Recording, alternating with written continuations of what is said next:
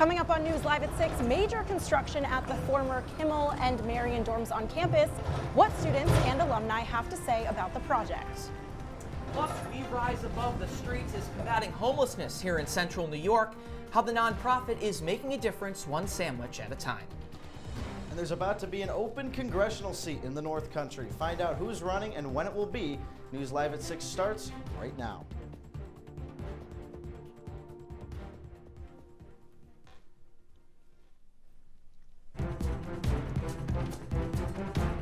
All right, if you've heard some ruckus around campus, it's thanks to some major construction and demolition first that's been taking place right across the street from our CitrusTV studios. Good evening and welcome into News Live at 6 on this Tuesday. I'm Ronnie Parrillo. And I'm Ilana Epstein. Our reporter Vanessa Shimoni has the details on a place so many students, including both Ronnie and I, have called home. Some good times there.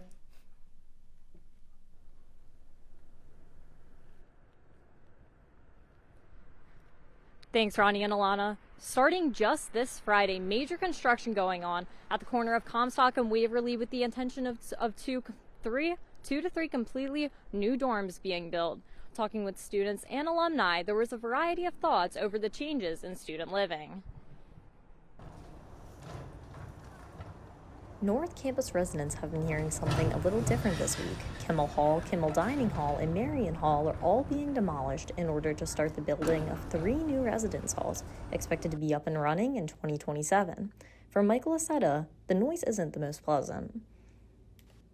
I'm not really a fan of it. It's annoying, obviously. They start pretty early too, so. For Griffin Reese, it's more than just the noise. Well, personally, it hasn't bothered me too much since I live on a higher floor. But what has been annoying is like going to class. I usually go that way that they're like kind of doing construction over, so I've been having to go a different way. That's more covered with ice. SU alumni Brennan Frost shares what his biggest takeaways are from the tearing down of his nostalgic college home. Is honestly so sad. I guess it's just like it serves as a reminder that all of your memories live on, whether the physical being of whether it's a person or a place or a thing, whether they're there with you still or not. It's crazy to think that when I come back to campus to like show my family around, like in the future, like that the place that I lived for 2 out of the 3 years that I was there just won't be there.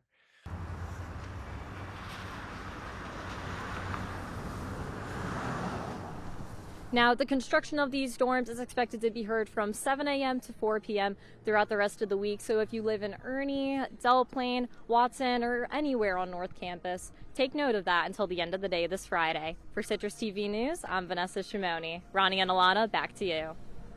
Or you could take in the sounds of the demolition. Vanessa, thank you so much. Well, SU professor Jonathan Preston has been named an American Speech Language Hearing Association Fellow, a top honor for the organization. The Lifetime Award is reserved for members who demonstrate outstanding achievements that make significant impacts beyond their state and local communities. As the director of the Speech Production Lab at SU's GB Clinic, Professor Preston leads research of treatments for speech sound disorders in children. Homelessness is a rising issue here in Syracuse, but nonprofit organization We Rise Above the Streets is looking to help in any way possible. Our reporter Alexa Corey gives us a closer look at Sandwich Saturday, an event that's making a difference one meal at a time. Syracuse, New York has reached unprecedented amounts of homelessness this year. Within 2 years, the number of families without a home in central New York has more than doubled. With most shelters at max capacity, many Syracuse residents are left with nowhere to go.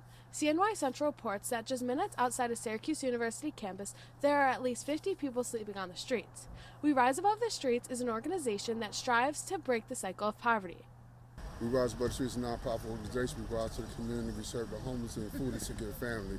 We bring items out there so people can survive, and our main mission is to bring volunteers from all over the world and all over communities from different walks of life to come together and to promote peace, kindness, and compassion. Students from the Social Workers United at Syracuse University selected We Rise Above the Streets to receive their annual donation drive that runs through March. Each week, Alamin Muhammad has put on Sandwich Saturdays to serve the community fresh food, clothes, and hygiene necessities. A new report from the State Controller's Office finds over 350 families in the Syracuse area have experienced homelessness last year. A high school volunteer explains how he has been affected. My older brother suffers with bipolar, so he's been going through a hard time. He's currently homeless with a very bad drug issue, so we came out here to help people to try to make a change. Small ideas can truly have big impacts, just as Alamin Muhammad and his mission to serve the Syracuse area. We done passed out 90,000 sack lunches, and we done passed out over 60,000 children, men, women, hats, gloves, and jackets. Reporting in Syracuse, I'm Alexa Corey, CitrusTV News. Alexa, thank you. Turning to our weather now, I'd like to say it's getting a little bit warmer here in Syracuse, but I don't think it is. Well, there was a tinge of kind of a tropical feel in the air today, but I think that was too good to be true. I think it was the sun. The sun did come out today. Yeah, we'll take the sunshine whenever we can get it. Speaking of the sunshine, Alex Burstein is in for Liv Rodriguez tonight. So, Alex, are we going to see more snow soon? Is it just going to be cold and dry? What's it looking like? Maybe sun? Sunny earlier when I woke up, one of the first days in a while it's done it, but since then, as you can see, all cloud cover throughout the area, and because of that, we've seen a slight plunge in temperatures. Currently about 30 degrees, wind slowly picking up as it will throughout the night, but not too bad. Feeling like 26 degrees right now and a beautiful night outside in Syracuse. As we get into the later hours, it's actually going to be not too bad. 22 degrees the forecast for tonight. It'll be a little cooler with those feel-like temperatures, but hey, when that number is in the 20s and not in the teens, that's a good sign in Syracuse. The clouds are going to pretty much go away. It'll be clear skies, and also the winds will die down a little bit as we get into the later hours of the night. So sun in the morning, some cloud cover throughout the afternoon and early evening, but it'll be a clear night. Hey, if you wanted to take a nighttime walk, tonight might be your time before it gets a little bit worse over the next couple of days. Back to you guys. Alex, thank you. I'll probably be walking home later, so excited to hear that news right there. But the Syracuse Regional Airport Authority has announced their new online parking reservation tool, flysyracuse.com. It lets you pre-book a parking spot up to 2 years in advance. I'm looking to come to Alumni Weekend, so that will work. You could choose between the parking garage, open lots, or economy lot. For those worried about prices, Chief Commercial Officer Jason Mell says, quote, "Our dynamic pricing model ensures customers have access to the best available rates, offering both flexibility and value." All right, new details tonight. New York City Mayor Eric Adams may be in the clear. On Monday, the Trump administration ordering federal courts to drop corruption charges against Adams. He allegedly accepted donations worth more than $100,000 to help with his re-election campaign. Trump hopes to free Adams to guarantee he can help crack down on illegal immigration in the city. At a Manhattan event with Adams, Trump said, quote, "I know what it's like to be persecuted by the Department of Justice for speaking out against open borders." No charges have been dropped against Adams quite yet. Planning for this. And these bills going up upwards of $500 a year. I'm trying to put $500 back in their pockets because of the inflation rate, and it's going to go right out the door to pay this bill. Come on, how are they supposed to get ahead? Governor Hochul today objecting to proposed increases in electricity costs in New York City. The city's power company, Con Edison, requested a raise in electric rates by almost 12% and gas rates by 13%. Hochul wrote to the Department of Public Service CEO Rory Christian, calling for them to reject Con Edison's proposal. Yeah, after that press conference, Hochul answered reporters' questions where she clapped back at Republicans. Take a listen. Generated by the Republicans who, I mean, they have a press conference every time I sneeze, criticizing something I'm doing. You know, she's starting a pandemic by sneezing. I mean, they're just so hyperbolic that you really have to just tune it out because this is all they do. And there's no substance behind. The governor also addressed the charges against Mayor Eric Adams, saying he, quote, needs to stay focused right now. Hundreds of New Yorkers who were wrongfully billed for COVID-19 vaccines will now be getting refunds. It comes after New York Attorney General Letitia James announced that her office secured over $6.9 million from CityMD, an urgent care provider with over 140 locations in New York. An investigation found that CityMD improperly billed its patients for COVID-19 tests. James says, quote, "I encourage anyone who believes they've been a victim of fraudulent medical billing practices to file a complaint with my office." Well, Black History Month celebrations continue with a trivia night at the Community Folk Arts Center. Our own reporter Tegan Burstein is in studio tonight with a preview of the event. It seems pretty interesting. Hey, Tegan. Hey, Ronnie, that's right. Get ready to test your knowledge, celebrate Black history, and possibly win some fun prizes at tonight's Black History Trivia Night. The event is tonight from 6:30 to 8 p.m. at the Community Folk Arts Center, which is roughly 5 minutes off campus. The Community Center is a part of SU's campus, and their goal is to promote and develop artists of the African diaspora through exhibitions, film screenings, and gallery talks. Tonight's trivia will focus on Black historians, artists, musicians, and educators. A combination of SU students and locals are expected at the event. The Educational Outreach Coordinator of the Community Center speaks to the impact of the Black History Month events. Keeps Black history present in regards to the legacy of Black historians and artists and activists. It also informs the younger generation of these different individuals and groups that have played a role in regards to Black history, African American history. This is just one of many Black History Month events at the Community Center. Later in the month, there's a Valentine's Day paint night, an open mic night, and many others. Ronnie and Ilana, back to you. Egan, thanks so much. Still ahead on News Live at 6. Elise Stefanik's seat will leave 3 vacated GOP seats in the House. So what does that mean for Republicans? We break it down coming up. Plus, movement in the Steve Bannon case, how he pled, when we come back.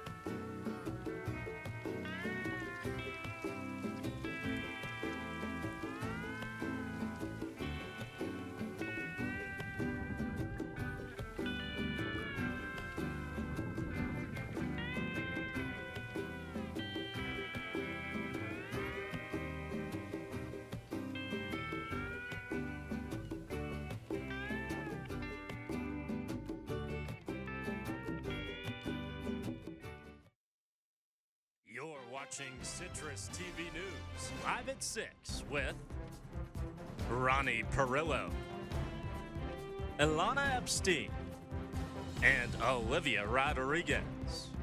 And now, your campus news leader continues. Welcome back to News Live at 6. Congresswoman Elise Stefanik from New York's 21st Congressional District has been appointed by President Trump to be the U.S. ambassador to the United Nations and is poised to eventually be confirmed by the Senate. And according to New York state law, the governor has 10 days to schedule a special election within the next 2 to 3 months after Stefanik is confirmed. But what's going to happen to Republicans' majority in the House? Really a hotly contested issue right now.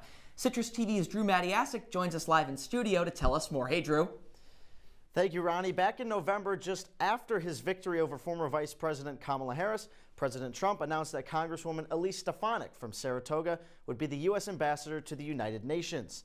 Now, Stefanik is currently the chair of the House Republican Conference and Congresswoman for the North Country, representing the area from Watertown to Vermont and all the way down to the Schenectady-Albany area.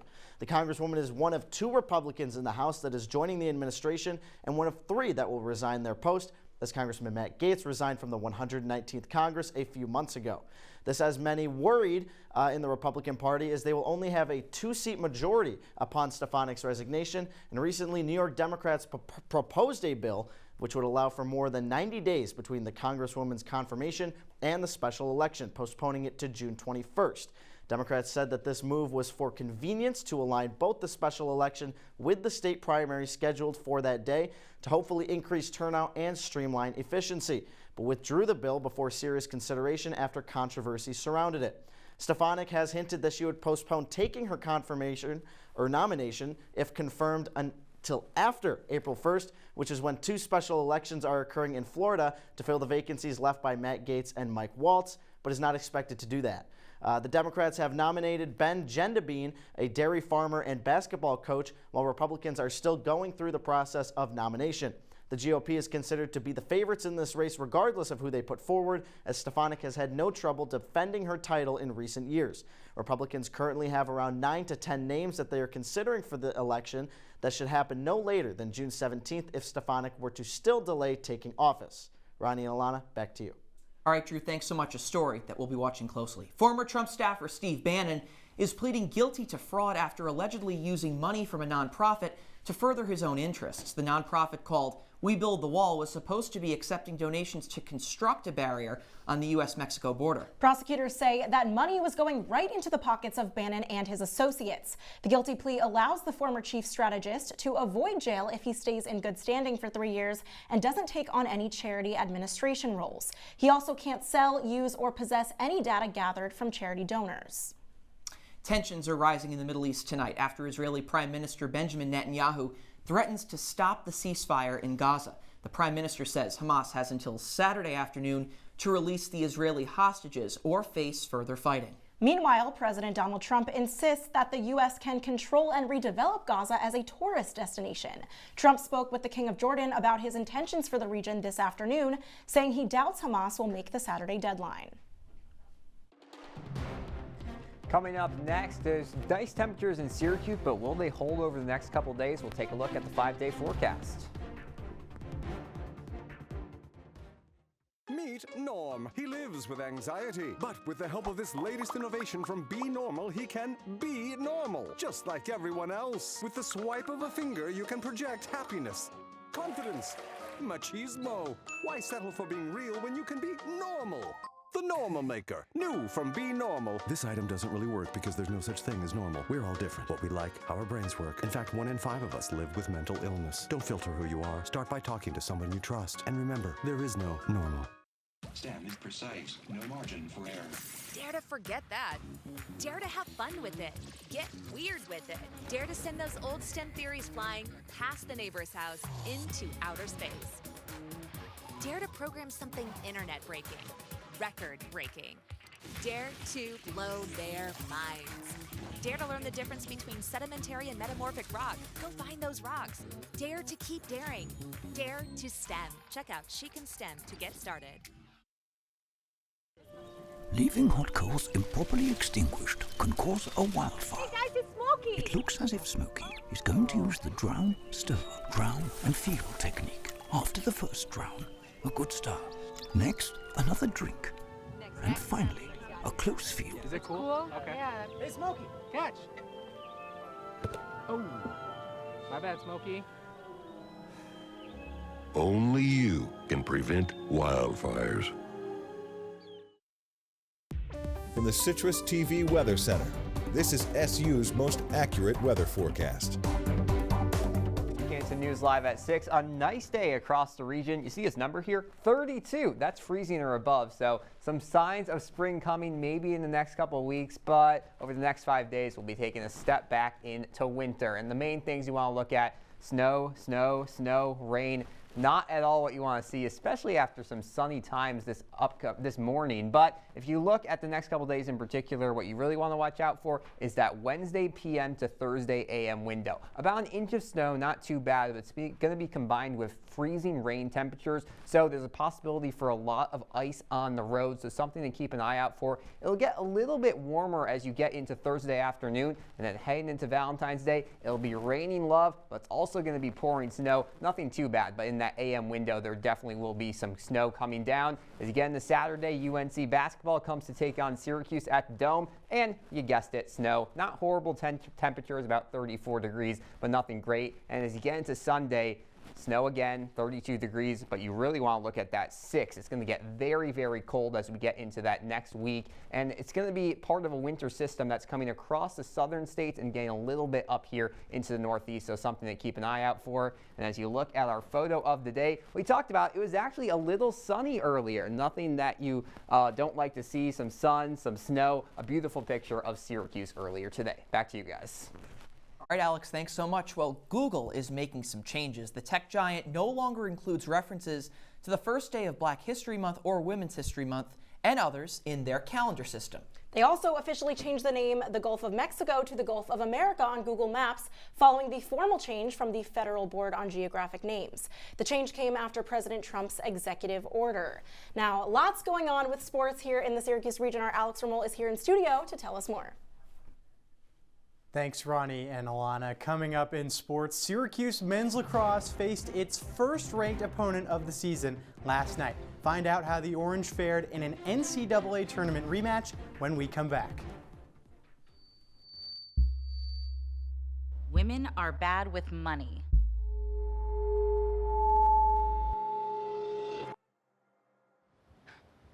It's what the world's been saying for centuries. But now, we've got something to say.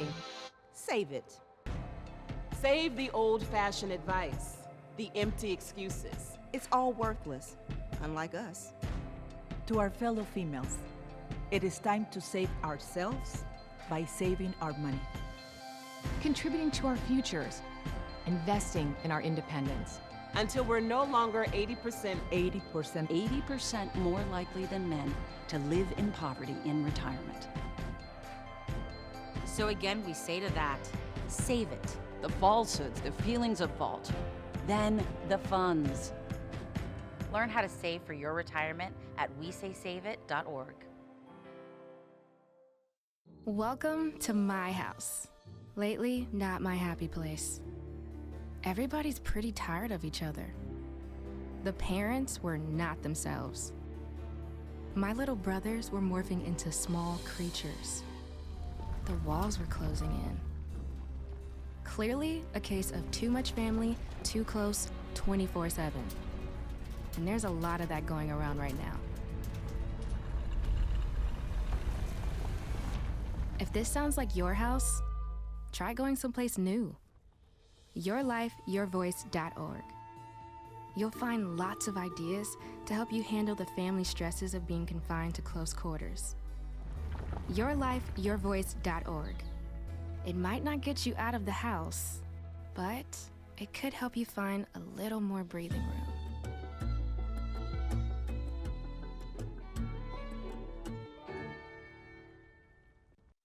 And now, your CitrusTV Sports Report.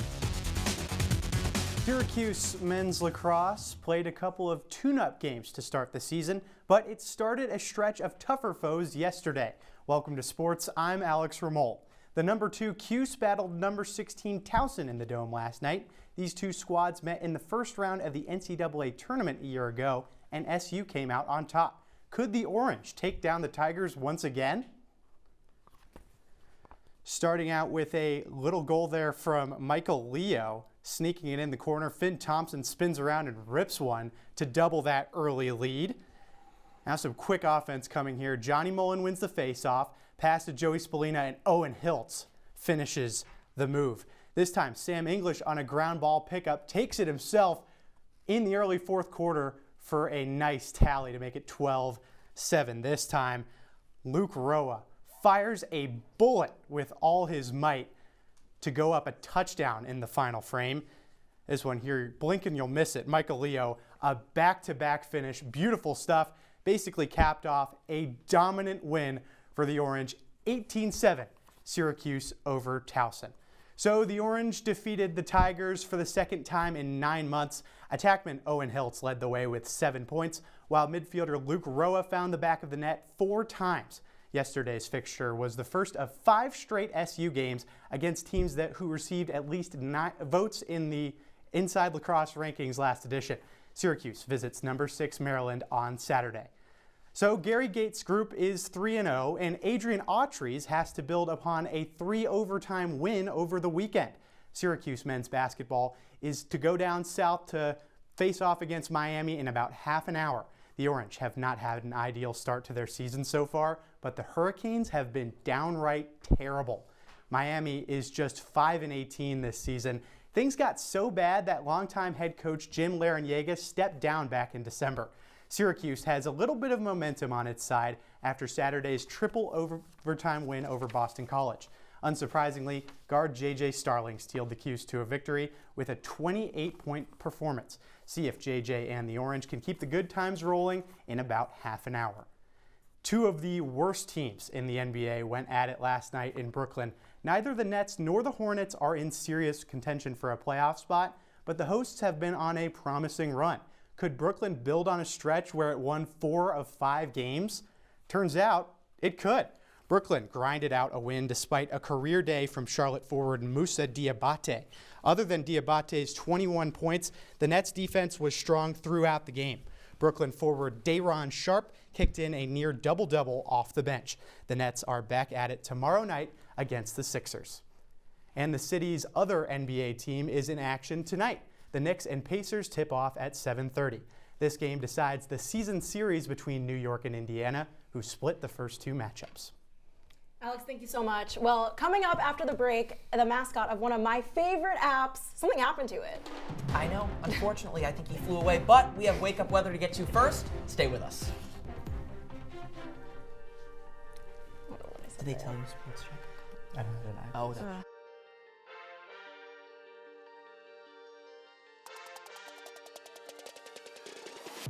Welcome back to this week's episode of the Sideline Squeeze. I'm Victoria Daly. And I'm Lindsay Aarons. Jumping right into Thursday night football, the Commanders took on the Eagles last night. 3-0 the last 3 games. Virginia Tech is coming to the Dome tomorrow. Fran Brown has just totally changed the culture of Syracuse football for the better. September 14th at the T-Mobile Arena in Las Vegas, we have a big fight card. Mikey, it's Canelo Alvarez versus Edgar Berlanga. The Eagles completely clicked on all cylinders in this second half. Let's go to the finals predictions. What are you thinking? I'm going Liberty and Sun, and I'm going Liberty taking it home this year. On Bones Jones really kept his heavyweight here. I mean, a pure dominant TKO. With November comes playoff time for women's soccer. That means the ACC tournament is in full swing, and the NWSL playoffs are not too far behind. She's dominant in the paint. She scores in the paint. We know that she's aggressive. She littles everybody. But what does the perimeter look like? It was a solid season for the Orange. I mean, like you said, 13-7 on the season, 4-4 in conference play. You got Cameron Breen, you got Rakia Jackson. You just need somebody at that guard spot that look thin in that area. That could be a dangerous trio in the WNBA.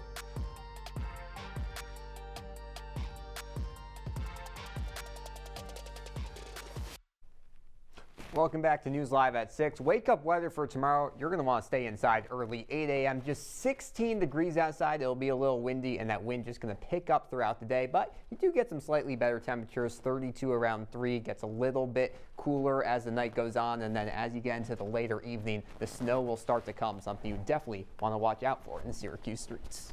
All right, Alex, I think this guy must have also migrated south down to Florida, but language learning app Duolingo announcing today that their beloved mascot, the Duolingo owl, is dead. The company put out a statement on social media saying they are investigating the cause, but, quote, TBH, she probably died waiting for you to do your lesson. That's so but real. What do we know?